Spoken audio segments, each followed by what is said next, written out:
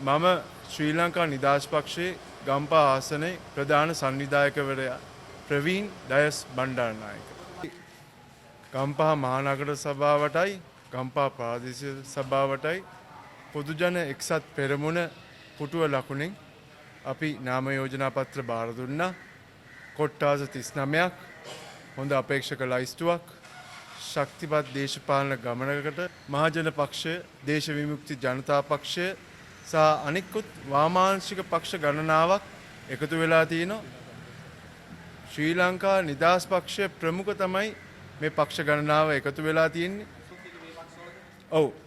බණ්ඩාරනායක වරුන්වත් ශ්‍රී ලංකා නිදහස් පක්ෂය එක්ක මේ වෙලාවේ සහයෝගය දක්වනවා. විශේෂයෙන් චන්ද්‍රිකා කුමාරතුංග මැතිණිය ගම්පහට නායකත්වයක් ලබා දෙනවා.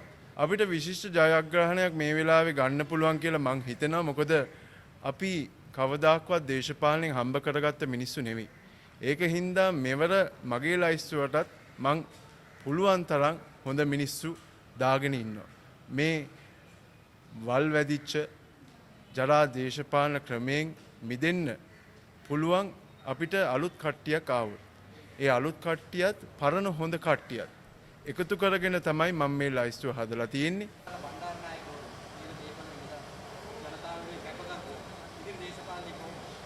ඉදිරි දේශපාලනයත් ඒ විදිහට තමයි මම කරන්න බලාපොරොත්තු වෙන්නේ. මොකද අදටත් මමත් මගේ සීයා තාත්තා වගේම මගේ දේපල වියදම් කරගෙන කරන්නේ. මගේ මිනිස්සු කවදාක්වත් මගෙන් දෙයක් ඉල්ලන්නේ නැහැ. ඒගොල්ලෝ දන්නවා මේක අපි කණ්ඩායමක් වශයෙන් සටන් කරොත් තමයි අපිට ජයග්‍රහණයක් ලැබෙන්නේ. මොකද පෞගිය දේශපාලන ක්‍රමේ අරක්කු වලට කෑම වලට මේ වියදම් කළා කරන ඡන්දයක් අපි නම් කරන්න සූදානම් වෙන්නේ නැහැ. මොකද මේ දේශපාලන ක්‍රමය පරණයි. ඒ දේශපාලන ක්‍රමය ප්‍රතික්ෂේප වෙලා තියෙනවා.